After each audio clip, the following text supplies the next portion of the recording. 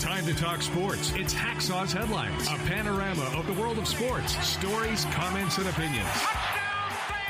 Now, here's iconic sports talk show host Lee Hacksaw Hamilton and co-host John Riley. Who wants to talk sports on a July 4th holiday? We do. Good afternoon, everyone, from the DIXIELINE Lumber and Home Center studios in San Diego and in the northern Adirondacks in upstate New York near the Canadian border. This is Lee Hacksaw Hamilton, along with my co-host back in our studio, John Riley. Happy July 4th holiday. We welcome you to Hacksaw's Holiday Cookout. John, good afternoon. I've done talk shows from a lot of strange places. This one takes the cake. We hope we can get this in. We hope we can welcome you on Fans Forum before the rains and the thunder and the lightning comes from the northern Adirondacks. How you doing, John? Hacksaw's Holiday Cookout, man. This is fantastic. I mean, this is how I want to spend my 4th of July, man. I'm doing great, Lee. Nice to see you. Got a good backdrop. Ready to talk sports with you on Independence Day.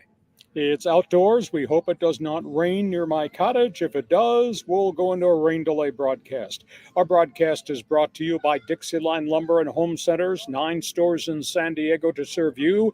If you've got projects, they have all the materials. If you're looking for ideas, DIXIELINE can act as your consultant. And by North County Eye Center of Poway and Escondido. We're all going to need help with our eyes at some time, regardless of where you live in San Diego. They are offering you a free vision test right now at North County Eye Center and a discount on eye frames. Give them a call. Tell them Hacksaw sent me, North County Eye Center, Poway and Escondido. John, couple of business items before we get started. X marks the spot. If you're involved with X, aka Twitter, I want you to become one of my followers. Just hit the follow button at Hacksaw1090, at Hacksaw1090, at Hacksaw1090. Have you joined Hacksaw's Insiders Group? Go to my website. It's right there listed right at the top, LeeHacksawHamilton.com. Fill in the orange box on the homepage. You'll get emails of all the different things that we are offering. We want you to share. We want you to subscribe. We want you to tell everybody. And when you subscribe, you'll get the notifications every time we put something up on our YouTube channel, which is almost every day of the week. And when we're done, before we get into a rain delay, we're going to invite you to jump on board, become part of Fans Forum. John Riley is the one that created this for the fans. John, how do they join us on July 4th? Okay, so if you want to join the Hacksaw Holiday Cookout and you got questions for Lee, just type him in the live chat on Facebook, X, or YouTube. We'll get you involved in Fans Forum. And a reminder, we have done this podcast in a couple of different cities. We've done it from California to Oregon. We did it from California to Dublin, Ireland. So if we can execute all that, we can do it here from my cottage in the northern Adirondacks right near the Canadian border. John, a lot of topics on the table. The hot button topic right now might be Padre baseball, might be Dodger baseball. Where do you want to go? Baseball, hot dogs, apple pie, and Chevrolet. Here we go, Lee. Let's talk first of all about the Padres. They're wrapping up this road trip in Texas. They come home.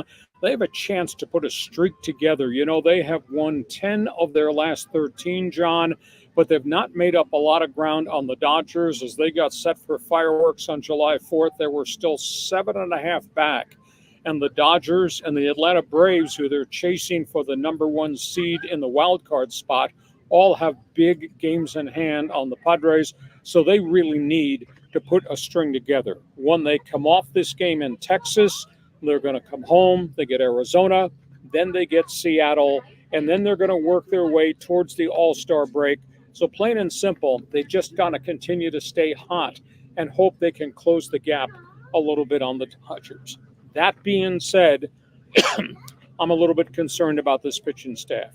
Would the real Dylan Cease stand up? Is this the right-handed version of Blake Snell?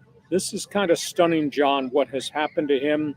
Dylan Cease had a 2.19 ERA in his first 8 starts with the Padres after the trade from the White Sox. Since that point in time, a 6.52 ERA, plagued by home runs, plagued by walks, plagued by the inability to get out of the 4th inning. So that's an issue right now. Can he right himself? The second issue is because they've run out of pitching, they keep sending Adam Mazur out there, the rookie from El Paso, and he struggles. He has good innings, but he doesn't survive. He's got an earned run average right now of 7.52. So I think the burning question, because we have a great unknown, we don't know when Darvish is going to be back and whether Darvish with the elbow is going to be the Darvish we knew. And we're still at least a month away, and that includes continued bullpen sessions, and that continues to also involve possible, run-ups and rehab starts. How Joe Musgrove's elbow is going to react. I mean, he's been off, and he's going to be off probably another month. And then obviously we're waiting to see where Fernando Tatis is. Good piece of news. Xander Bogaerts tonight beginning a rehab assignment in El Paso, coming off the fractured shoulder.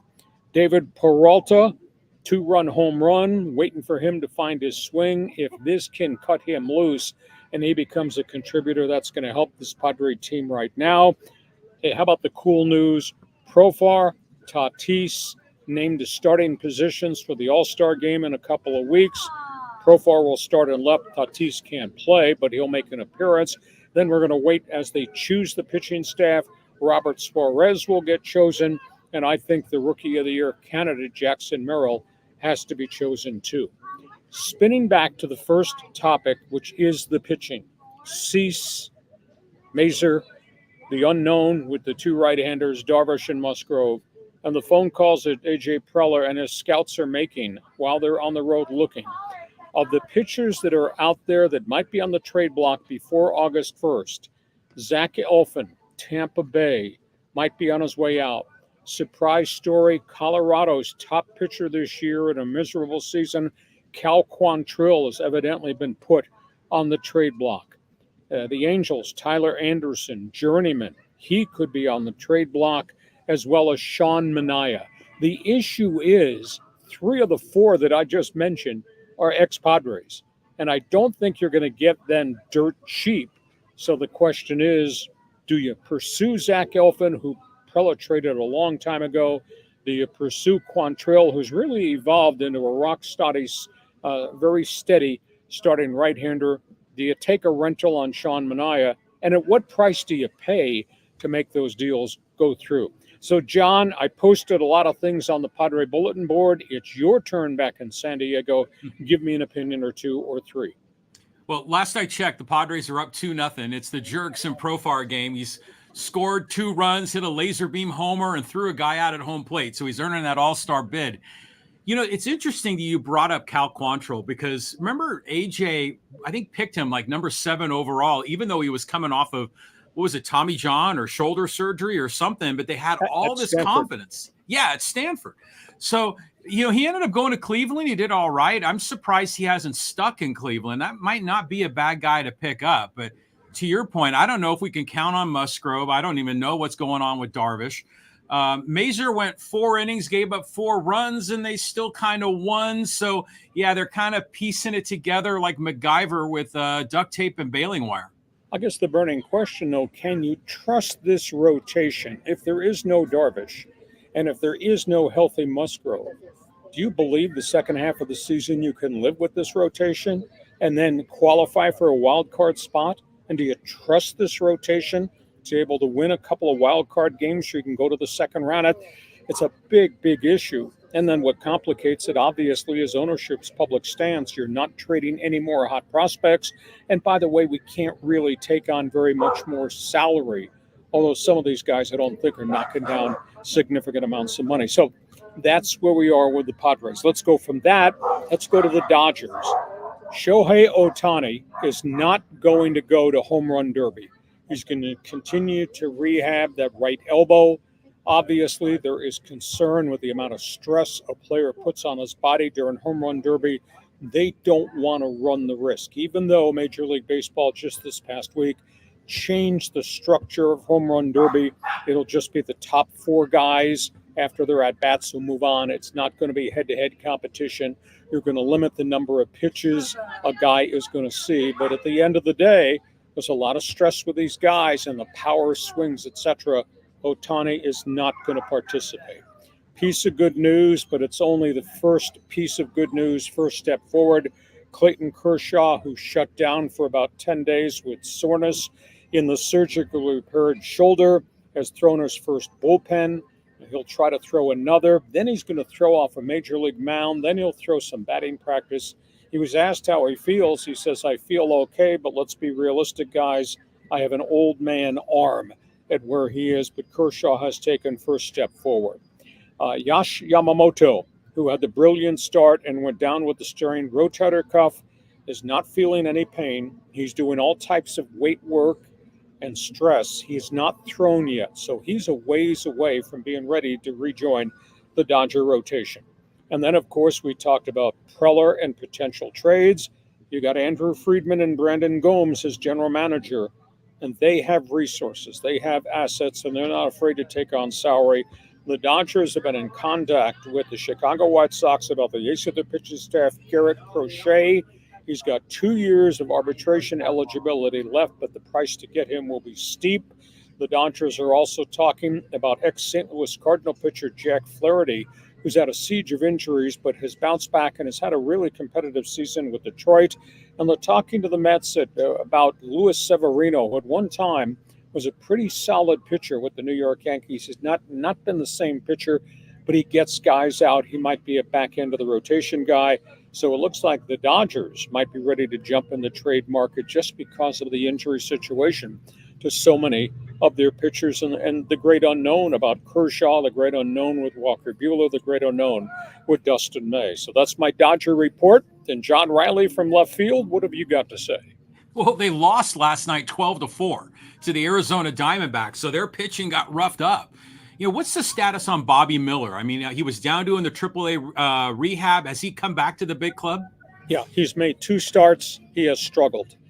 He's got no arm problems. His velocity is not quite where it was before. They're monitoring his innings and pitches thrown. He's had 2 competitive starts, but he's also had a bad inning in each of them. But he is back into the rotation. So you got Tyler Glasnow. You got Gavin Stone, who was 9-2 and had the lead last night, and the bullpen gave it up in that 12-run debacle to the Arizona Diamondbacks. And then after that, you're wishing and hoping Bobby Miller can hang in there. That gives you 3 starters, but they're as wafer thin on starters as the Padres are. So if you're a Padre fan, if you're a Dodger fan, wherever you're watching us on live stream right now, jump into the Fans Forum chat box. Give us your impressions. Are you concerned the Padres have enough arms? Do you think the Dodgers will make a trade? Because they've always been aggressive at the trade deadline to add depth to their pitching staff. So that's the baseball topic on the table. John, we go from that. We're talking hoops. Talking hoops at the Hacksaw Holiday Cookout. Okay, here we go. Let's talk Lakers. Lakers basketball. What a strange week. What a strange 10 days for the Lakers. This all started, obviously, with the hiring of J.J. Redick as the head coach, and then the draft. And not so much what they took with the first-round pick, DALTON, KNECHT, the three-point shooter from Tennessee, but what they did at pick 55, the selection of USC part-time guard and LeBron James's son, Bronny. They held the press conference for the number 1 and number 2 draft picks, and it was really strange to watch, John. It was almost as if DALTON KNECHT was an afterthought at the press conference. Nobody wanted to ask him questions. They wanted to talk to Bronny. They wanted to talk to Bronny about his dad, LeBron. To me, it was a really strange first time meeting these guys press conference. You know, Bronny tried to handle it correctly. He said, I give thanks for being given this chance. He was then interrupted by the general manager, Rob Pelinka, who then chimed in, we're not giving you anything, you've earned this. To which my response watching it was, what did he earn? He went through one workout with the Lakers. He went through a couple of workout scrimmages against rookies in the NBA draft camp. And what did he earn to get this? And then the complicated, John, and this kind of really stunned me, because you and I have joked and used the word about, oh, that's a legacy draft pick. You know, dad plays for the Lakers, so we'll take the kid. So they took him at 55 when nobody else was going to draft him. So they took him, and they just gave him a 4-year guaranteed contract as the 15th guy on the roster, the last guy on the roster, and there's no two-way clause. It's not that he's going to go to the G League unless he approves it. He wound up getting a 4-year, $8 million guaranteed contract. Nobody gives guaranteed contracts except to this, the legacy son of LeBron James. So that to me was really strange. And of course, then that was followed by LeBron signing his 2-year contract extension with an option for a third, 2 years, $102 million. He gave the Lakers a little bit of a discount, so maybe if they could go get another veteran player, but they've absolutely failed at that. It also includes a no-trade clause. Bronny didn't want to talk about the word nepotism, which I think is kind of an unfair thing. The kids got an opportunity. Give the kids some breathing room and space, and let's just see what kind of player he is. However, I'm going to throw this out to you. You and I have critiqued and analyzed Rob Pelinka's job as general manager. And obviously, he's tried really hard to find the right fit of veteran players around LeBron James, and it hasn't really happened. And here we are. I thought this week, this drives home the point. Does he really know what he's doing? Rob Pelinka, John, gave opt-in clauses to virtually all the free agents he signed the last year and a half. All these guys that sit on the bench that are part-time players. Why would you give opt-in clauses to D'Angelo Russell, who was sitting there on the street a year ago unemployed?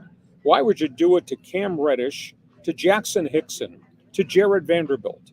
What's happened is all 4 of those guys opted in to continue to get paid rather than go out on the open market. And by opting in, they grabbed what was left in the Lakers' salary cap by the throat, and the Lakers have no money. I mean, it's absolutely stunning. Why would you give journeyman on the street guys, not stars, why would you give journeyman on the street guys opt-in clauses that could paralyze your salary cap? And all 15 of their roster spots are now slotted. If they try to get anybody else in here, they're going to be over the luxury tax. And they're right now at $188 million, which is a stunning statistic for a team that annually now has become a play-in team in the NBA playoffs. Now, where do they go? The last name out there that they're trying to get access to is DeMar DeRozan. Tremendous veteran guard, but he's age 34. He's with the Chicago Bulls. But Chicago wants to do a sign and trade. Chicago wants one of the Lakers' #1 picks. Chicago doesn't want any of the riffraff at the back end of the roster. All those guys that opted in, the Bulls don't want any of that. DeMar DeRozan would like to come, but the only way the Lakers can add him is they got to subtract salary, and they got to find a third team that's willing to take some of this riffraff off the Lakers roster. And the depth of the story involving the failure to get Klay Thompson. They met with Klay Thompson last Saturday night. They thought they had a gentleman's agreement that they would work a sign and trade with Golden State to get him. Went back to the Warriors on the weekend, and the Warriors said, we want your #1, and we want something else. Well, the Lakers are not trading Austin Reeves, and the Lakers are not trading Rui Hachimura. And the Golden State says, we're not taking on any of that other money. We're not taking on any of those other guys that sat on your bench all season. The whole deal fell apart. And then Golden State wound up doing a 3-team deal to put Klay Thompson in Dallas that also involved the Charlotte Hornets and a flip-flop of draft picks. So that's a great headline you just posted. Lakers, have they improved? As I'm sitting here during my holiday cookout and you're sitting back there getting ready to have hamburgers and hot dogs, I don't think the Lakers have improved at all. And now they're paralyzed because of the salary cap. So, John, that's a summary of where the Lakers are. You tell me your reaction to all those different topics on the table. Well, first of all, the Bronny James thing, I mean, that is the very definition of privilege, right? With LeBron and everything that he's getting to get his kid there, no trade deals, everyone's locked and loaded on their contracts. That's definitely a privilege thing. Pelinka going all in on LBJ and the family. I like the way the Warriors kind of stuck it to the Lakers there. I mean, this is their rival, their inter-division rival. And yeah, they want to get a lot for Klay. They're not going to give Klay away, especially to the Lakers. So the fact that he ended up going to Dallas is probably just as good. But I kind of thought Klay was destined to be a Laker. And, you know, you've got the situation where, yeah, they could make a run at DeMar DeRozan, and there's also potential although a lot of other teams are in on Utah Jazz, big 7-foot shooting forward, Lauri Markkanen. But the problem is you got to give up a number one. And the other thing is, does the other guy want to take any of your other players because they've got to shed payroll? So I think they're paralyzed, to me, is the right word. Okay, we go from the Lakers. Let's talk about the other team in Southern California, John. Yeah, the Clippers, and they just traded Paul George. I mean, what are they going to do to kind of replace him right now, Lee? Well, I think the biggest question, good posting right there, how do you replace Paul George? And by the way, they didn't trade him. He opted out. He jumped as a free agent. He didn't even give them an opportunity to opt in, and then as part of the opt-in, allow him to be shopped somewhere else. So he really walked away. He signed a 4-year, $212 million contract. The big issue with Paul George, and we had talked about this before, they refused to give him 4 years guaranteed. You know, after Kawhi Leonard agreed to a 3-year guarantee, the general consensus was, let's hold this team together. Let's see if we can make another run if we get everybody healthy. And then Paul George goes out and demands 4 years across the board in his pocket. And the Clippers said, absolutely not. So that's the burning question. You know, how do you replace all the things that Paul George brought to the starting lineup? Second big question for me, I'm sorry. I'm a big Kawhi Leonard fan. But you please tell me somebody who's got chronic problems with his right knee gets clearance to go play in the Olympics with the whole NBA season to follow, considering he missed so much at the end of the season and his absence was so costly in postseason. I just don't understand the Clippers allowing that to happen. Next thing on the horizon, Russell Westbrook opted in to stay another year, but there's an agreement that he's going to be traded. I hear he's going to be in a sign and trade, and he's going to wind up maybe going to the Golden State Warriors, or he's going to go to the Denver Nuggets because they just lost their lead point guard, Kentavious Caldwell-Pope, who jumped to Orlando. There's another sign and trade that the Clippers are working on, and this is for a pretty good player, but this is a guy that's got a lot of controversy. His name is Miles Bridges. He scored 17 points a game, but he's had problems off the floor with domestic abuse. He sat almost a full calendar year. It's an issue. What kind of guy are you bringing in? The other issue is the price, and I'm not so sure I like this trade.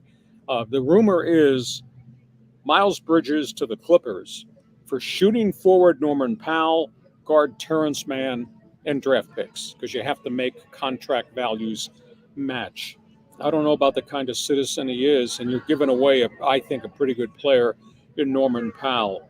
And then on top of that, if you bring Powell in, if you bring Bridges in from Charlotte with his track record of problems off the court, they just got a guy who missed a whole year with problems off the court the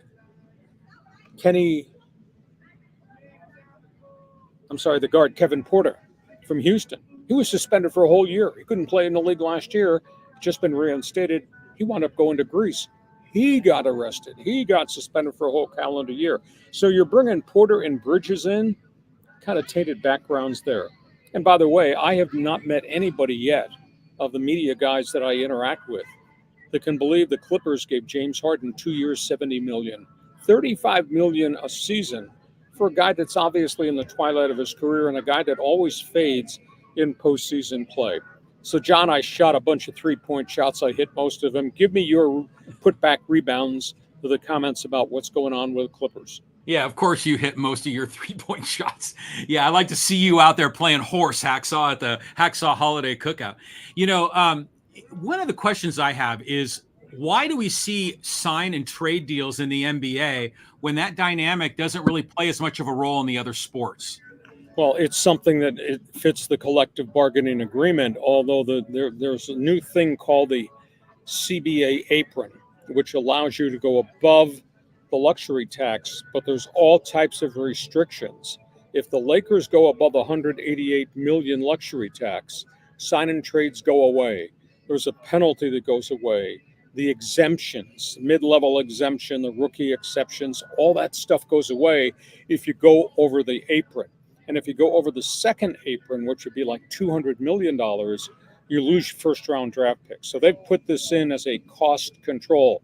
Sign and trades have been part of the NBA more recently, but it's not something that's used a great deal. But here, you keep the player, with the promise you're going to trade the player and you get some form of compensation back for the player, like a Russell Westbrook.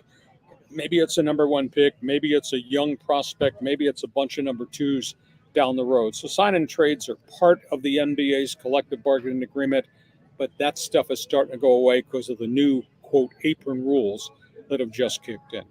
And by the way, there'll be a couple Molson Canadians here at the side court if you want to show up, and we'll shoot threes and see which one of the old dogs still has it.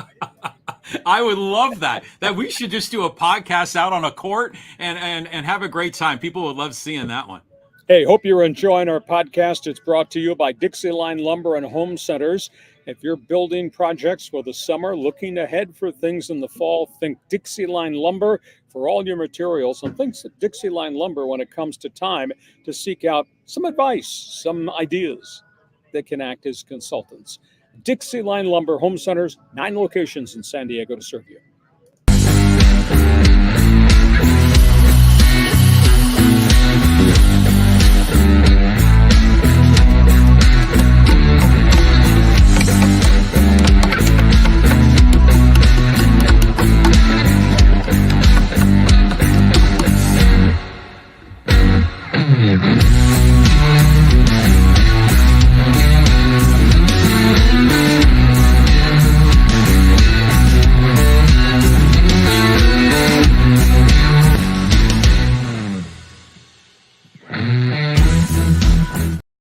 Brought to you by North County Eye Center of Poway and Escondido. We will all need help with our eyes, whether it's just a vision test, whether it's new glasses, whether it's contact lenses, or if you have other significant problems, glaucoma, you need cataract surgery, you have a problem with styes or pink eye. They have 11 specialists there to serve you. And to get right now a free vision test, all you need to do is pick up the phone and give them a call. Does not matter where you live across San Diego County. Free vision test and a discount on eye frames. Where? Here. Make sure you tell them Hacksaw sent you. North County Eye Center, Poway and Escondido.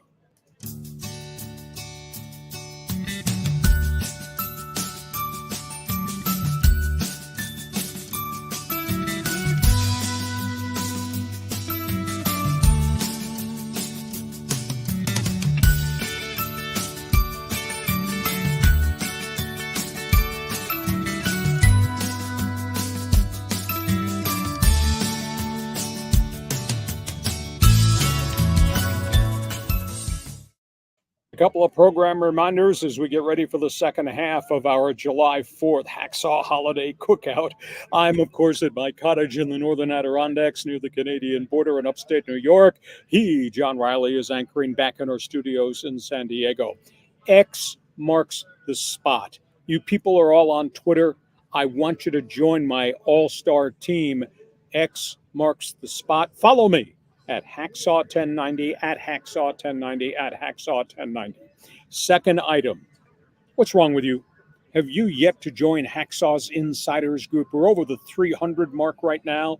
Whole bunch of things we're talking about doing with our followers. Just go to my website, leehacksawhamilton.com.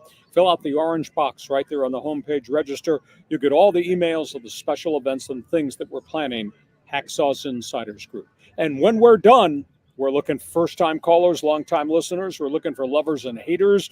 You're going to pick the topic. You are going to pick the topic in Fans Forum. John, explain to everybody. We might even offer them beers here at my podcast headquarters about Fans Forum.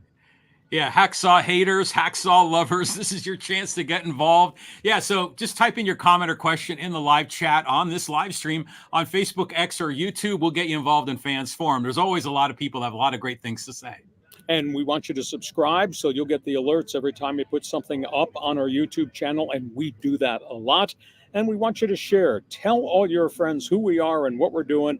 Our bonus podcast on Monday, and of course our Thursday podcast, our Hacksaw Holiday Cookout here from the Northern Adirondacks. Let's go to the second half. John, you want to talk a little pro football. Yeah, pro football. We've been talking a lot about the NFL Sunday ticket lawsuit, but there seems like there's things going on with the Raiders and with some of the Pac-12 teams. Yeah, let's talk first of all about the situation with John Gruden. You know, John Gruden lost his head coaching job while with the Raiders. because of emails that he had written criticizing Roger Goodell, homophobic comments, etc. He made those emails to Bruce Allen, the former president of the Washington Commanders. They all got fired. Well, he has sued the NFL. He has charged the Goodell and the NFL league office. It's the one that leaked all the emails to public that got him fired. Well, they filed a lawsuit. It went to the Nevada Court of Appeals. They threw it out of court. They said, you were an employee of the Raiders. You know the collective bargaining agreement. If there's any dispute about contracts, it has to go back to arbitration, NFL arbitration. And guess who is the arbitrator in the arbitration cases? The guy that's being sued, NFL Commissioner Roger Goodell. So that's where we are with that situation. This is going to take forever. By the way, there's $60 million still owed to John Gruden because of the termination of his Raider contract. The second item is about the death of the Pac-12. We've talked extensively about that. And of course, going forward in the fall, there'll be only two teams left. It's now the Pac-2, Oregon State Beavers, Washington State Cougars. Well, as they reached the end of the line with the Pac-12 conference that went back to 1915, there was an enormous amount of money in the pot in the Pac-12 coffers, and they had to determine who was going to get that money, what share would go to the teams like USC and UCLA who left to go to the Big Ten, or Oregon and Washington, or the schools that jumped, the corner schools that wound up going to the Big 12. There's $255 million that was left behind in the settlement. Oregon State and Washington State jointly are operating the Pac-2 conference for 2 years.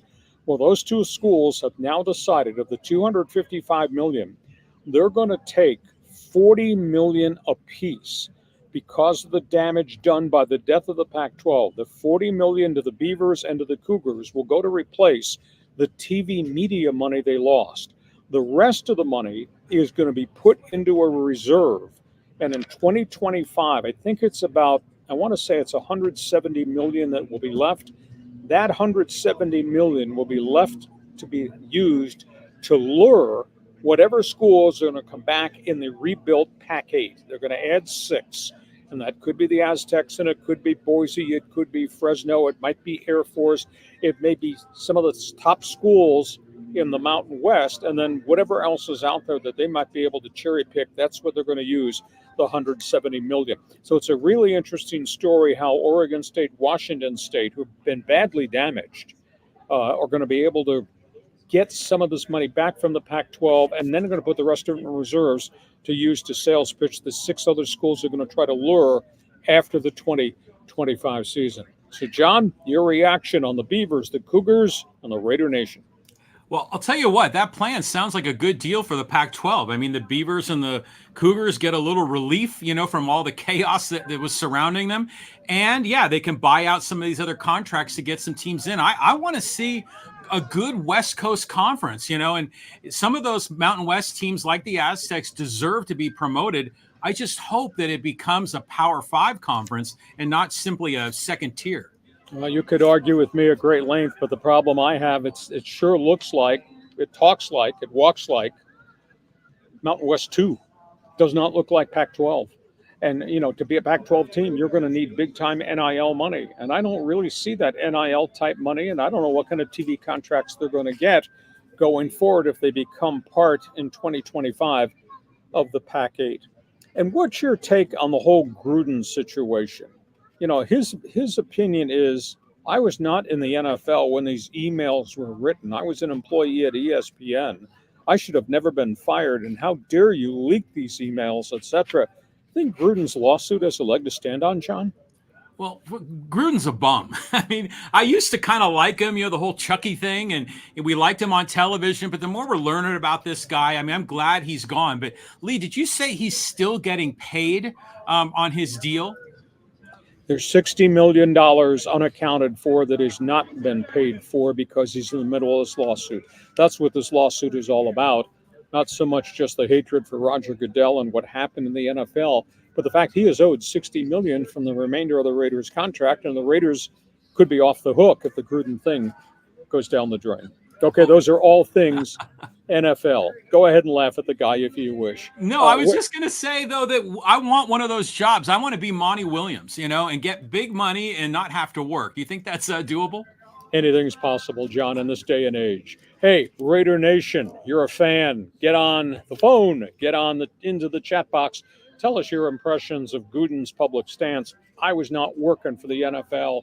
You don't have a right to take my job away after I got hired, because those emails I sent were while I was an ESPN employee, as sleazy and slimy as those emails were. From football, John, Hockey Hotline is open. Canada Network will be joining us shortly. Go ahead. Yeah, here we go. Free agency. 133 players make a move, Lee. That's unbelievable. This is amazing. The salary cap in the NHL just went up.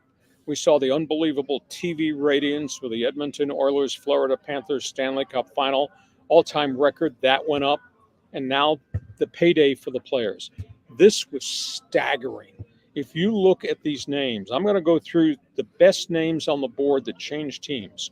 133 players changed teams in the first 2 days of NHL free agency.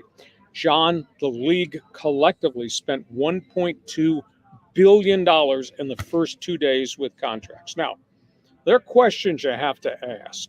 Las Vegas let their 42-goal scorer, their top veteran, Jonathan Marchessault, go. He wound up going to the Nashville Predators. That is stunning. They also lost a couple of defensemen, traded a goaltender. Vegas just not quite the same hockey team right now, but they did not want to give Marchessault $8 million this season. Winnipeg, you trade a number 1 draft pick and other assets to try to make a deal, and you rent Sean Monahan, and you let him go at the end of the season. He scored 32 goals. He goes to the Columbus Blue Jackets. Winnipeg just elected not to give him a 6, a 7, or an 8-year contract. Bad 24 hours in Vancouver.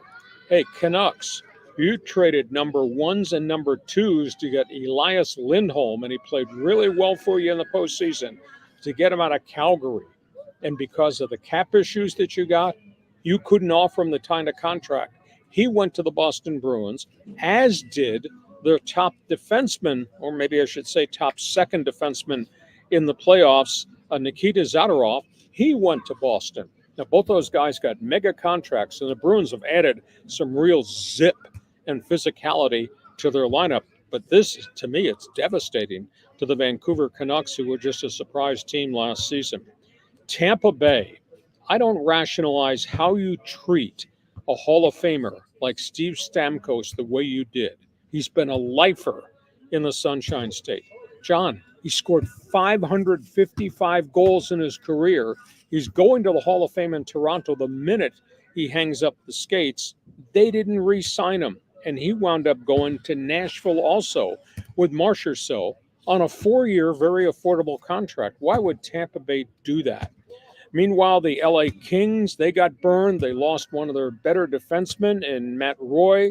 They lost one of their checking centers in Blake Lizotte. The Anaheim Ducks, please explain to me. They had all these draft picks. They had over $30 million in salary cap, and they did nothing. They signed 2 back-end journeyman players who are not game changers as free agents. They lost Max Jones, their more physical power forward. They still have John Gibson, the goaltender, who's kind of chained to the goal post in Anaheim and not playing. I just don't understand what their general manager has done, and I'm not the only one. Now people around the NHL are starting to question just the whole method of operation of Pat Verbeek, and of course they had the surprise first-round draft pick, and none of those guys are NHL ready to play. And on top of that, what happens in Anaheim stings what happens to the Gulls, and the Gulls lost their top 4 veteran journeyman AHL players who all left within about a 2-hour span on the first day of free agency and went other places. So right now, it's like Anaheim's fans are being sentenced to another year of 45 losses because they just did not add any veteran players. They didn't add any game changers to the stockpiled group of young players that they've force-fed. So not good. But what a wild 48 hours in the National Hockey League. So, John, jump in there with your best slap shot. So 133 players in 2 days. That's what, like 4 a team, right? I mean, that are moving around. That's unbelievable. It's weird how some teams are spending like drunken sailors. You know, they're binging on all this money flowing into the NHL. And yet Anaheim didn't make a move. I mean, are they going to just keep rolling out the kids and hoping they can grow up? There's nobody left on the draft board. There's nobody left on the free agent board that's going to be a difference maker. And I really felt, and I subscribed to all the things Pat Verbeek was doing to try to fix the roster. I can't subscribe to this any longer because you've got no veteran players. And you've got the goaltender who I thought could have been a pawn to go get some veteran role players up front, and they didn't do it. And they had 30 plus million in cap space. I would have thought they would have gone out and tried to rent a couple of veteran players that might have been difference makers, but they didn't do any of that. And they had a nice run in the draft, but all those guys are 18 and 19, and they're not ready made to play in the National Hockey League. Hell, they're not ready to play for the San Diego Gulls. And then to let the Gulls' top 4 veteran guys leave, whom the Ducks had signed to place here to be stabilized, to let those guys go, I just don't understand it. So, Hockey Hotline is open. Feel free to jump on board in Fans Forum. You have an opinion about what just happened. See, I told you should have continued to skate. Hell, you could have made $8 million a year and been one of those 133 free agents assigned in the first 2 days. Hockey Hotline, the chat box is open. Feel free to jump on board. So we go from all of that to just a devastating week in soccer. Yeah, Team USA kind of really laid a turd in the Copa America tournament league. Boy, those fans were abusive. You know, this was supposed to be the ramp up to the excitement for the 2026 World Cup, this Copa tournament, because all these games were played here in the States, home field advantage, if you will, for Team USA. You know, and they came out of the gates and they stomped Bolivia in the first game, and you looked at the roster, and we had talked extensively about Christian Pulisic and how he's grown as a player and a man, as a leader, and we saw the young guys, and they all played well against Bolivia, and then they got mugged in the back alley by Panama. And then they got beat by Uruguay. And the referees in both games 2 and games 3 have come under enormous criticism. And in the second half of the loss to Uruguay that eliminated them the other night, all you could hear was not the fans cheering. All you could hear was fire Gregg, talking about Gregg Berhalter, the head coach of Team USA, who was brought in to rebuild this roster. I'm going to take a different stance, and this might not be very popular. But the last I checked, it's my podcast, although you are entitled to an opinion in the Fans Forum.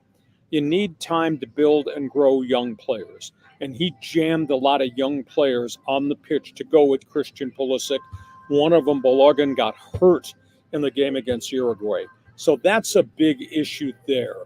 Secondly, he went with a lot of younger players on the back line. John Brooks is not there. A couple of the other veteran defenders were not there. And then Matt Turner got hurt, got dinged up with a leg injury in the Uruguay game. And then to compound it, and this is not going to be a bailout excuse, but I really thought that they got screwed by the officiating in game 2 and in game 3. There were 28 fouls. Pulisic got mugged, and yet hardly any yellow cards, no red cards against the opponents. I mean, you talk about the shin kicking and you talk about the elbows and the forearms. Pulisic just took a battering and they did nothing. And they had to restrain Pulisic at the end of the game against Uruguay because he stormed to the referee. Uruguay was allowed to score a goal on what looked like a really blatant offside, and they went to VAR, video assistance for the referee. It showed the Uruguayan player was offside, and the judge from Peru, the referee from Peru, allowed it to be a goal.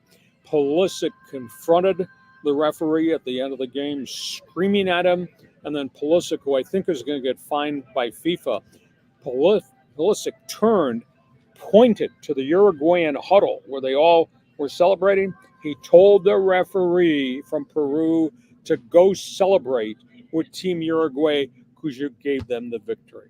So now there's going to be a review as to whether Berhalter is the right coach. I think you got to stay the course. I just don't think you can be firing coaches after every international tournament. Granted, they haven't done well against the top-rated teams for FIFA, but this was a rebuild. So you got Pulisic as the cornerstone. You got Tim Weah, who got thrown out of game 2 because of a red card, as a cornerstone. You've got Reyna.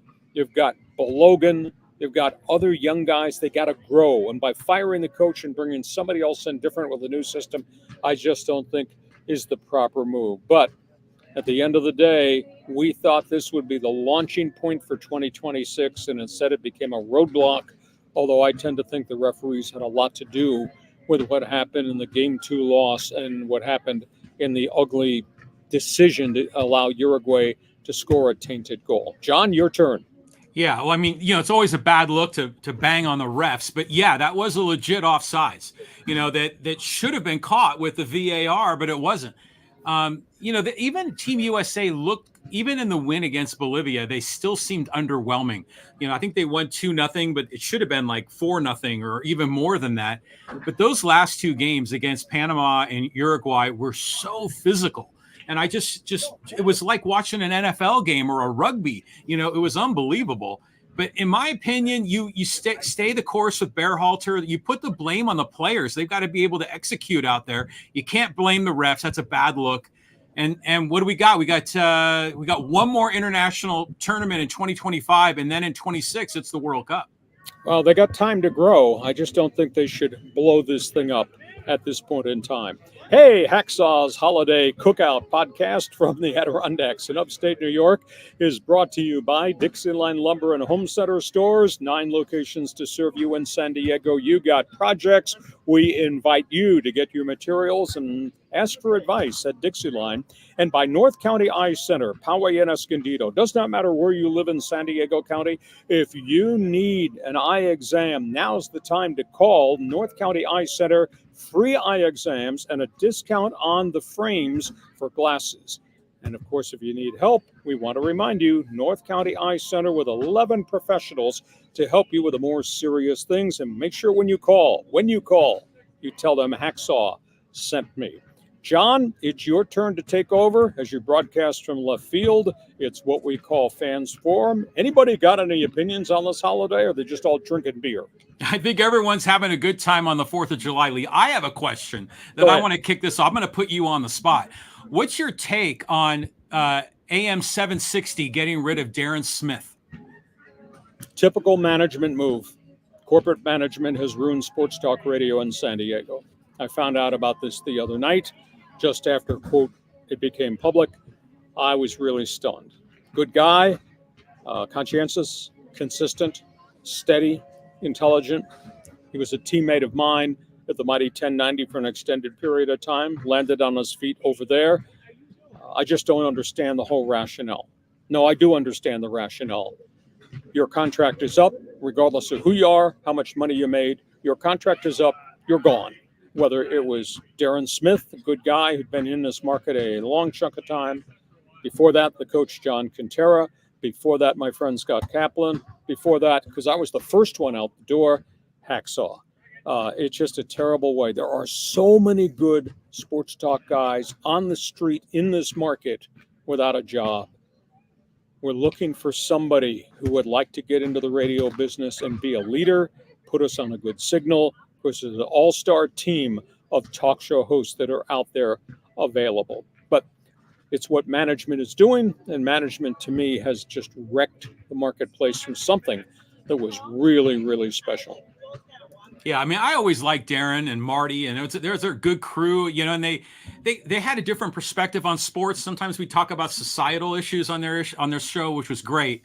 I was watching Kaplan and Crew on YouTube, and Scott went and told the whole backstory about how Darren was, I guess, a producer for ESPN back in the day, and then was the producer for Scott and BR, and then finally he said, to Darren, he says, we've figured out the blueprint on how to do this online in the digital space. And I'm watching, I'm going, yeah, Scott, you've done a good job building it, but Hacksaw's doing it too, and we're getting out there with some more content. But yeah, there's a lot of good people here in San Diego that have a lot to say, and they're not on the radio.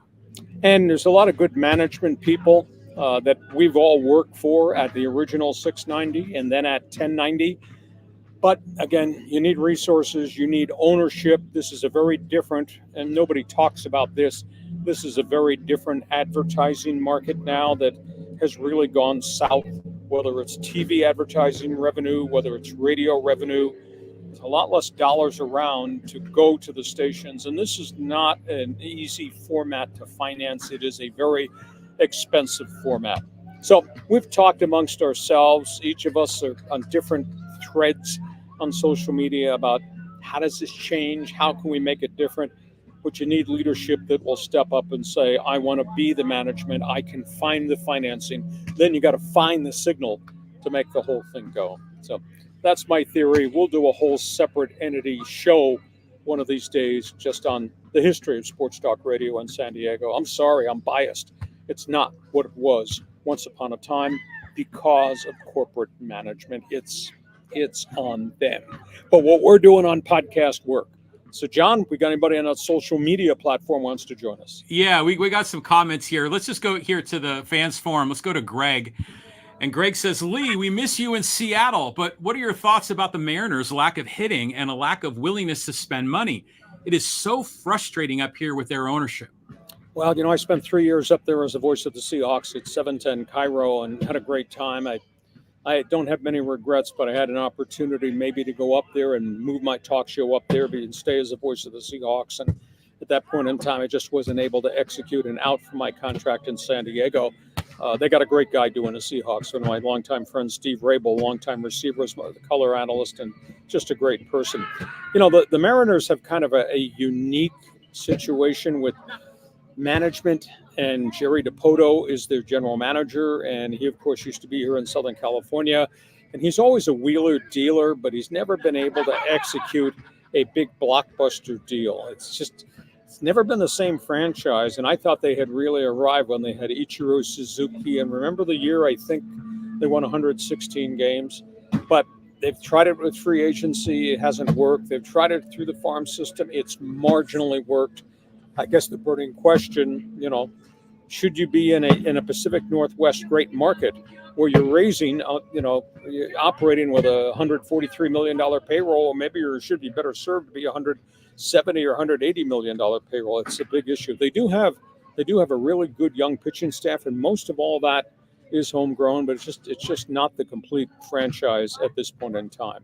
Hey, Gregg, good to have you on board, and thanks for following. Hope you'll continue to stay with us on our podcast. John, next question. Okay, let's move on. And this is from Steve talking about the NHL. There's like 3 parts, but the first one is, I can't believe how many players are moved around. The NHL has become the NBA. Everybody chasing the money. Everybody's trying to make $8 to $9 million a year. Now, that being said, remember, this is all a byproduct of the collective bargaining agreement. As the gross revenues in the NHL have gone up, the amount of money that goes into the players' pool goes up.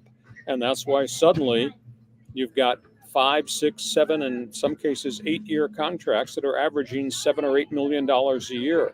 The money is monstrous, but they can afford it just because of the sellouts and because of the TV contracts. So things have really changed in the NHL. It has caught up to the NBA, which has caught up, obviously, to the gross revenue in baseball, although nobody has caught up to what the National Football League is doing. Yeah, Steve goes on to say, Nashville looks good, but I still don't like him winning the Stanley Cup. And the Ducks are a mess. Get rid of Verbeek. He's an idiot. Well, Pat Verbeek has been given a chunk of time to clean up the mess that he inherited. And, one of the problems, John, and this is every club, just look up the road. This is happening with the LA Kings, and it's happened other places. When you win, and if you win a Stanley Cup, everybody's contract that comes up wants big money, and these guys are getting the big money. But they're getting it on 4 and 5 and 6 year contracts. Well, those guys get older and 5th and 6th or 7th, 8th year contracts, and suddenly you're on the hook, and you're going to have to hit the reset button, which means you're going to have to eat contracts, get rid of players, go and try to rebuild it through the draft. It takes time. But the Ducks have been down for such an extended period, and they've drafted fairly well. They've force-fed their kids, but they don't have enough veterans around them. I'm sorry. I'm sitting here really disappointed in Verbeek, and I'm disappointed because that impacts the San Diego Gulls. if they're letting guys go and they're not signing veteran guys to help the Gulls, and you're taking all the draft picks and sending them to Anaheim and force feeding them, it's not a good situation. Hey, thank you for the hockey hotline call, John. We move on. We move on. Okay, let's go talking to some of our social media comments, and let's go here to a Willie Mays comment. This is from PADRES-06. He says, "I've grown to love your work, good sir. You only speak the truth, and it is legit. Rest in peace, Mr. Mays." I'll say, hey, it was really something. You know, the morning he passed, I was thinking about my career in sports talk radio, and I interviewed all those great players of that era. Those guys were my heroes. There was never, ever a phone number I wouldn't call to try to chase a guy down. And the names just came rushing back to me. I interviewed Willie Mays. I interviewed Henry Aaron. I interviewed Mickey Mantle. I interviewed Sandy Koufax. I interviewed a lot of the boys of summer, the old Brooklyn Dodgers, before they passed on, the Duke of Flatbush, etc. And I just thought back to that and thought how different all those guys were. And that was the golden era of baseball. And those were really, really special people. So Padres-06, thank you for the compliment. I hope you'll continue to join us every week. Follow my website. And yeah, I respect those guys of yesteryear. John? Yeah, say hey, Willie. I mean, that guy was like a baseball god when I was growing up in San Francisco. Hey, let's switch over here to Noble Michael and talk about Padres. He says, "This is getting old, Hacksaw. Just remember where we were before Preller. Look at those seats we're filling and how exciting baseball is in San Diego. I'm a happy fan when you put things into perspective."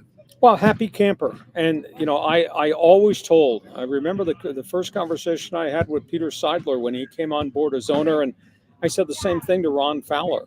I said, I understand what the Padres were, and sometimes they had great seasons under John Moores and the late general manager Kevin Towers, and prior to that they were a small market, and I didn't agree with the fire sales, but it wasn't my dollar that was being spent.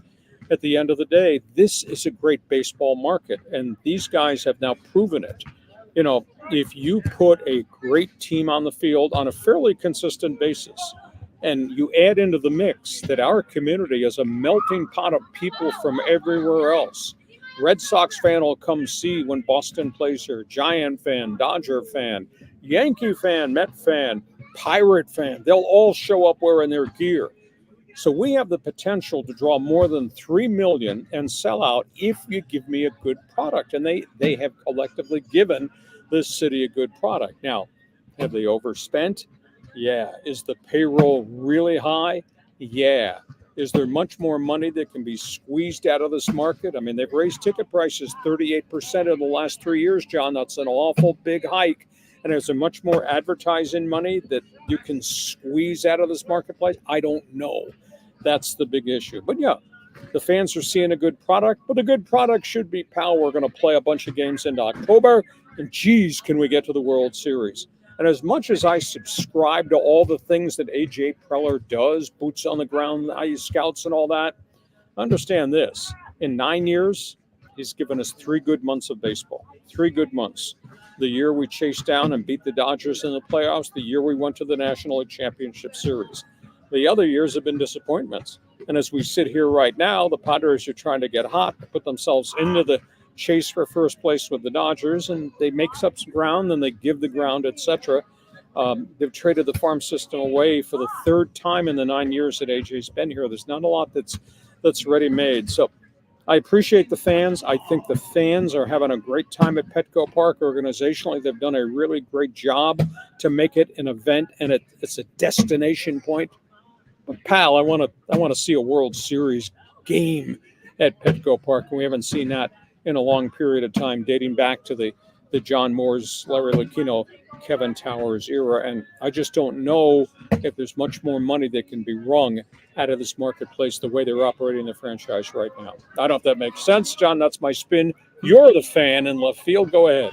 Well, San Diego always supports a winner, whether it's football or NCAA basketball. And yeah, the Padres, their fans are showing up. The vibe is so much better in San Diego now than it was when our starting shortstop was Alexi Amarista. I mean, back then, those were the dregs of Padres history that we all endured it, watching every game, back on, what was it, probably Channel 4 Padres a million years ago. But I tend to agree with Noble Michael. It's way better, but we're not at the top of the hill. It's kind of in sight now, where it was an impossibility 10 years ago. Well, it's there, and I think that's the cool thing about it, is they do put on some great shows at Petco. And I've told you, I've sat in that press box when the Padres have these rallies and these big showdown series, and they win some games. And the electricity at Petco Park for baseball is now almost even with the electricity when the Chargers had good teams and we were going to the playoffs or going to the Super Bowl. So the thing is, sustainability. Can they continue to do this? Is there more money out there that they can creatively bring in? Because, our marketplace is only 3.5 million. And for them to draw 3.2 million last year was phenomenal. And they'll probably bust 3.3 million this season. I'm just hopeful that there will be games of importance in the month of October. Hey, John, this has been fabulous. We have pulled this off for another time doing our podcast. Just amazing. Hacksaw's Holiday Cookout. I am at my cottage in the northern Adirondacks, right on the Canadian border in upstate New York. And John, we didn't get blown off the air. We did not lose our connectivity, and the thunderstorms have yet to arrive. So this has been fun. Credit to you for helping get this on. Yeah, right on, Lee. So I hope you and your family have a great Independence Day holiday. Go out there and pursue your happiness today. Hey, and thanks for everybody watching our podcast, brought to you by Dixieline Lumber and Home Centers, 9 stores in San Diego to serve you. And don't forget the special offer from North County Eye Center, free eye exams. Call and make an appointment regardless of where you live in San Diego County and tell them Hacksaw sent you in for the free eye exam. John, happy July 4th. We'll be back in the studio next Monday for the Bonus Monday podcast at 1 o'clock. And to all of our followers, thanks for joining us on Hacksaw's Headlines. Happy July 4th holiday. Join us again for Hacksaw's Headlines on YouTube, Facebook, and Twitter. And find the audio version on your favorite podcast apps. For more content, go to LeeHacksawHamilton.com.